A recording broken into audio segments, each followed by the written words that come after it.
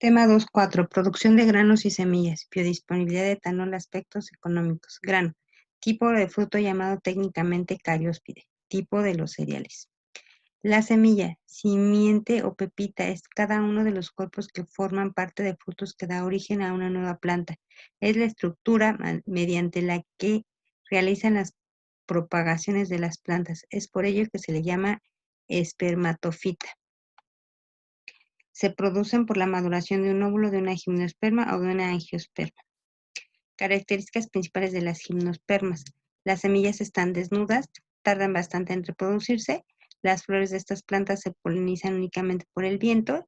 Ejemplo de ellos son los álamos, los robles, los sauces, el pino, el fresno.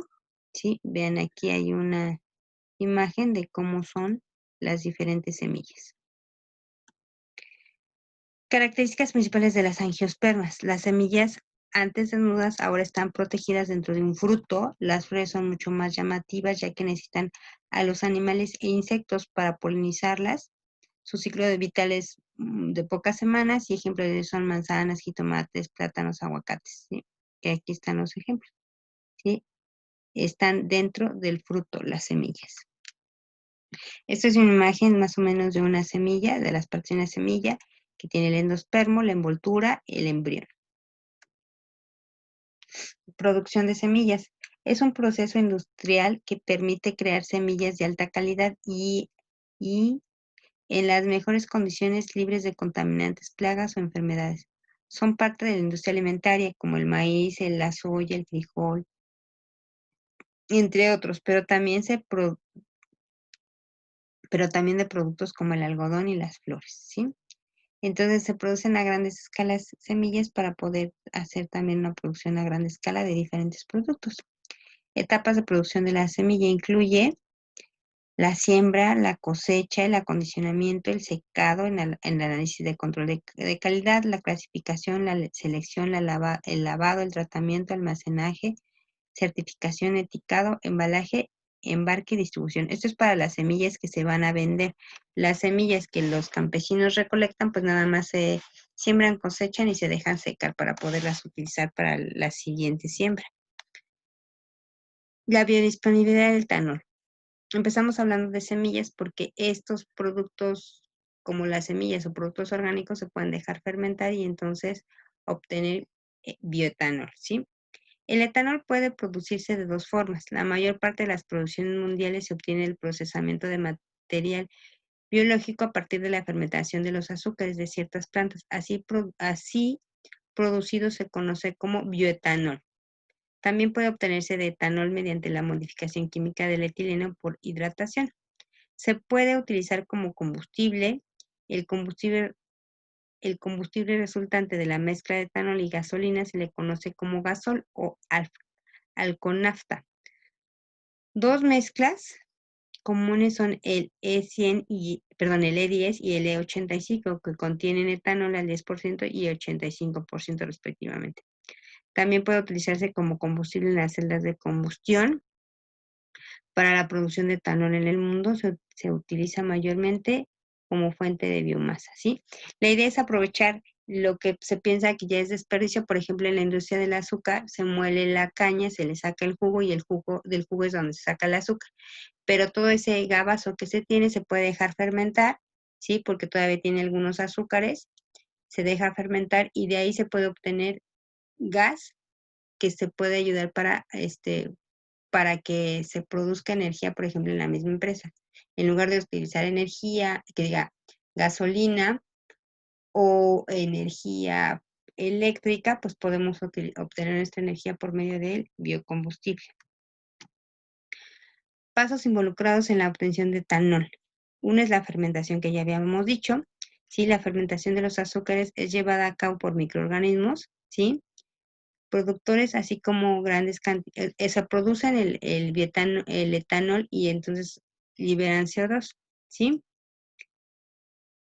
El proceso a partir de almidón es más complejo que a partir de sacarosa. O sea, lo podemos obtener a partir de almidón o de azúcar. Esto es, los microorganismos lo que necesitan es un carbohidrato y el carbohidrato puede ser, como dijimos, azúcar, puede ser almidón o puede ser una celulosa. ¿sí?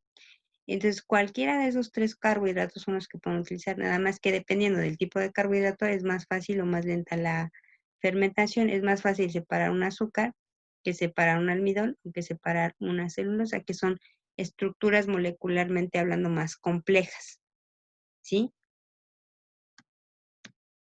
La materia prima que se utiliza, bueno, ya dijimos que son sustancias con alto contenido de carbohidratos, que puede ser la sacarosa en el caso de la caña de azúcar, puede ser también la remolacha, la melaza y sorgo dulce. Es que depende de lo que tengamos a la mano para hacer este tipo de proceso o fermentación. Lo que dijimos son sustancias que deben tener alto contenido de almidón, ¿sí? Algunos ejemplos son el maíz, la patata, la yuca, o que tienen alto contenido de celulosa como la madera, ¿sí? Estos son los ejemplos. ¿De dónde sacamos la sacarosa? Pues de la caña de azúcar, de la remolacha, la melaza y el sorgo. Y el almidón, pues ya dijimos de quién es y la celulosa, ¿sí? Después de que se fermenta, aquí ya tuvimos la materia prima, que en este caso fue donde obtuvimos el azúcar o de donde obtuvimos la celulosa o del almidón, se deja fermentar. Ahora, una vez que se fermenta, pues hay que purificarlo para solamente tener el puro biogás o bioetanol. Separar el etanol del agua se hace por medio de la destilación simple, ¿sí? Pero la pureza está limitada a un 95%, 95-96%, debido a la formación de un azeotropo de agua, etanol de bajo punto de ebullición. En el transcurso de la destilación hay que desechar la primera fracción, que contiene principalmente metanol formado en reacciones secundarias. Este es el único método admitido para obtener etanol para el consumo humano. Para poder utilizar el etanol como combustible mezclado con gasolina, hay que eliminar el agua hasta alcanzar la pureza del 99%. El valor exacto depende de la temperatura que determine cuándo ocurre la separación entre las fases de agua e hidrocarburos. Lo que pasa es que está diciendo para el consumo humano porque también se puede obtener alcohol de esta forma, ¿sí?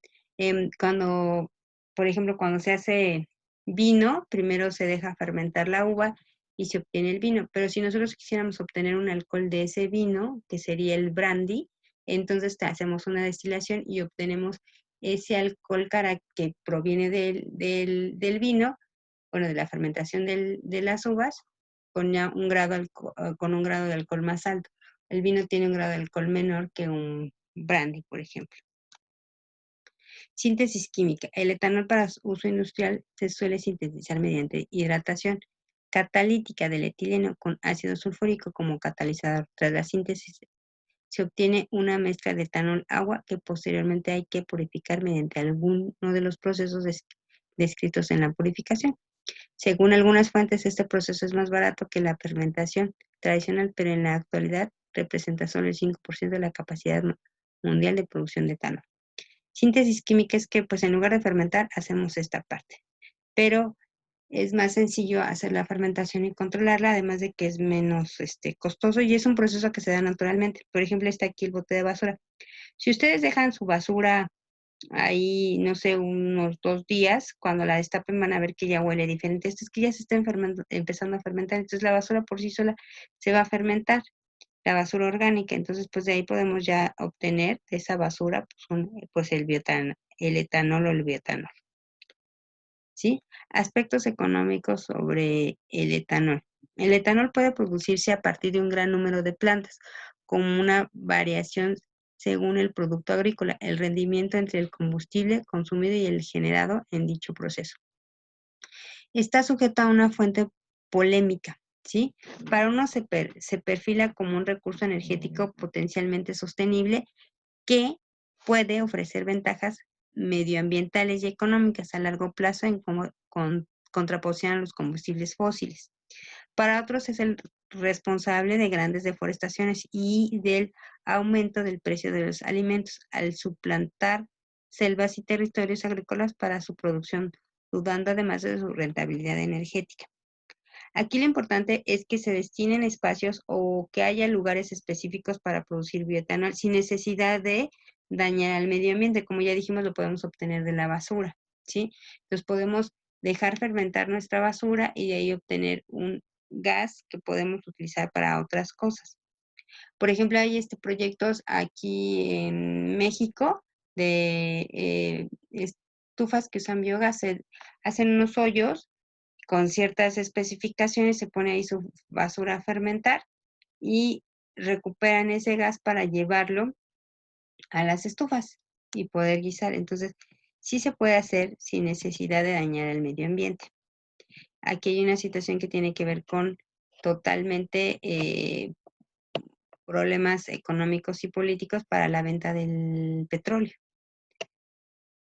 Mezclas de combustible con etanol. Generalmente cuanto mayor es el contenido de etanol en una mezcla de gasol, más baja es su conveniencia para los motores de automóvil. El etanol puro reacciona o se disuelve con ciertos materiales de goma y plástico y no debe utilizarse en motores sin modificar. Además, el etanol puro contiene un octanaje mucho más alto que la gasolina común. Requieren, por lo tanto, cambiar el cociente de comprensión a la sincronización de la chispa para obtener el rendimiento máximo. Cambiar un coche que utilice gasolina pura como combustible a un coche que utilice etanol puro como combustible necesita carburadores y caudales más grandes, ¿sí? Esto es que tenemos que modificar los motores y en donde vayamos a utilizar el etanol para que pueda poder hacer toda la combustión o lo que es necesario para que este equipo funcione. O sea, no es tan fácil, hay que tener una tecnología en la cual se pueda utilizar el etanol. Y si no, ya ven que hace rato les había dicho que hay una combinación, hay unos que usan combinación de gas con etanol, que entonces a lo mejor ahí ya no necesitan tanto ajuste los motores de los carros. Producción y uso. Los dos principales productores de mundiales son Estados Unidos y Brasil, que junto producen el 70% total del etanol, seguidos por China, India y Francia. Incentivos del mercado han provocado el desarrollo de crecimiento industrial en los países como Tailandia, Filipinas, Guatemala, Colombia, República Dominicana. En Europa, tanto en Alemania como en España, han incrementado considerablemente su producción de etanol, ¿sí? Esto ya no es actualizado, estos datos, entonces, pero en general más o menos se mantiene como los países con más producción de etanol. También se puede obtener etanol de los desechos de los animales, por ejemplo, dejar fermentar las heces en las granjas, dejar fermentar las heces de los puercos o de las vacas, producen etanol y también podrían obtener de ahí la energía para satisfacer las necesidades de las granjas, ¿sí? 2.5. Producción de frutos. Los frutos están adquiriendo cada vez más importancia gracias a que las evidencias científicas las relacionan con una mejoría en el metabolismo del organismo. Se trata de alimentos ricos en vitaminas y minerales, con una elevada cantidad de fibra y un aporte energético moderado. Los productos hortofrutícolas pueden utilizarse en el tratamiento de enfermedades como obesidad, diabetes, trastornos cardiovasculares, problemas intestinales, tumores de colon y recto, gota o cataratas, las cuales deben ir acompañadas de prácticas específicas de manipulación y conservación para evitar que aparezcan alteraciones y enfermedades en el producto final, ¿sí? Aquí el único factor que de repente le dicen es que las frutas tienen mucho azúcar. No tienen tanta azúcar y van a tener más azúcar entre más maduras están. Entonces lo importante es ver en qué momento comemos la fruta. Si nos gustan las frutas muy maduras, pues bueno, vamos a comer un poco más de azúcar, pero no es un azúcar que nos haga tanto daño como, por ejemplo, el azúcar que tiene un dulce, que ya es un azúcar refinada. El conocimiento de las distintas fases de la evolución y maduración de estos productos es indispensable para comprender y valorar las circunstancias que concurren en su supervivencia antes y después de la recolección y en la aparición de enfermedades y alteraciones. Tras efectuar la recolección en el campo, los frutos y hortalizas ya maduros fisiológicamente o sin completar la maduración Continúan su evolución metabólica interna mediante la respiración, factores enzimáticos y químicos que les permiten alcanzar un equilibrio óptimo en su caracterización de maduración organoléptica, como el sabor y el aroma, el color, la textura y la consistencia. Esto es que si se cortan, algunos frutos se cortan verdes y todavía van a seguir madurando, ¿sí? Para que cuando lleguen al consumidor tengan ya el grado de maduración adecuada para que sean consumidos. Es importante saber en qué momento se cortan para que este proceso continúe y entonces tengan el sabor, color y olor característico de la fruta. Fruticultura 2.51. Fruticultura es control de plagas y enfermedades por métodos orgánicos e inorgánicos. Alteraciones en el producto. La composición y el bajo pH de las frutas las hace muy sensibles a muchas alteraciones orgánicas por hongos, bacterias, virus y parásitos, sobre todo si la humedad, la temperatura y el tiempo son los adecuados. Sí, entonces dependiendo de las situaciones les pueden salir hongos, como está aquí en la imagen, sí, que son los responsables de la mayoría de las alteraciones en frutas, especialmente en aspecto y en el valor nutricional. Los hongos son los que provocan las alteraciones más frecuentes, especialmente las referidas al aspecto, valor nutricional, características organolépticas y dificultad de la conservación, así como las alergias e intoxicaciones en los consumidores. De hecho, es difícil que comamos una fruta cuando le vemos que tiene un hongo, ¿no? Pero de todos modos, es importante que esas frutas pues se desechen o se aparten de las otras frutas porque pueden contaminar a las demás. Las principales formas de alteración que se producen son en las frutas em, que ya habíamos hablado de hongos, que pueden ser por humedad, un hongo conocido como Rhizopis, en otros conocidos como Glossodius sclerophyta, que se producen en las superficies secas, algunos como el Penicillium. Este Penicillium, como su nombre lo dice, sí es la penicilina, pero la penicilina que nos ponen, pero ya purificada. Y otros que producen pueden ser la glostropina, que da un sabor amargo, ¿sí? La roña, que es como esta, que son como bolitas, que está en la imagen, que la produce la aventurina, ¿sí? Costras también pueden tener las frutas, como costras pardas, ¿sí? Aquí está cada uno de los microorganismos que pueden producir ese tipo de problemas que tienen las frutas. Por ejemplo, cuando se les pone como verdecita la tortilla, por eso dice aquí verde, tiene penicillium. Hay un penicillium que también es como blanquito y hay otro que es como verde. ¿Sí? Entonces, están los diferentes am, microorganismos que pueden producir lesiones en las frutas. Y entonces, dependiendo de esa lesión, pues la fruta pues ya no se recomienda para comerse. Crecimientos bacterianos. Como consecuencia de su bajo pH, muchos frutos frescos son menos sensibles a las bacterias que los hongos, de ahí que su flora bacteriana sea generalmente menos numerosa. Las bacterias patógenas peligrosas son. Bueno, aquí hay algo importante. El hongo es superficial.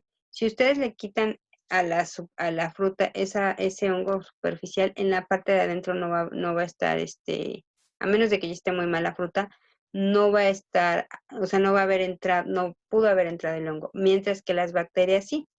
La bacteria no es superficial, la bacteria sí entra, penetra por la cáscara de la fruta, la cascarilla entra y entonces invade toda la fruta. Entonces, son como en esa parte son diferentes, mientras que el hongo es superficial. Y podríamos decir que quitando el hongo, pues a lo mejor si huele bien, pues nos podemos comer la fruta. Mientras que una contaminación por bacteria no, invade y ya no se puede comer la fruta. ¿Sí? Entonces, por eso es importante saber por qué están infectados, si por bacterias o por hongos. Y la otra es que las frutas no deben tener residuos de plaguicidas. La presencia de residuos de plaguicidas en los productos hortofrutícolas de consumo humano constituye un amplio y complejo problema para la salud pública. Se estima que en el mundo se consume más de medio kilo de plaguicida por habitante al año. Por lo tanto, resulta lógico la precaución que se debe de tener. Sin embargo, y a pesar de todos los inconvenientes, no se puede prescindir de la lucha química contra las plagas, ¿sí? Por eso que habíamos dicho que que hay que ver cómo combatir esa invasión de algunos elementos o de algunos bichitos hacia las plantas que estamos produciendo, y que puede ser desde una forma orgánica hasta una inorgánica, ¿sí? Entonces hay que seleccionar bien para que esos residuos de plaguicidas cada vez sean menores. Con esto se termina y tendrían que hacer el cuestionario 6, que lo resuelven con el material que ya tienen en la plataforma. Resuelven la actividad 6, que es solamente ver el video, ¿sí? Y una vez que resuelvan el cuestionario y la actividad, pues lo guardan en formato PDF y lo suben a la plataforma de Brightspace para que sean evaluados el día de hoy.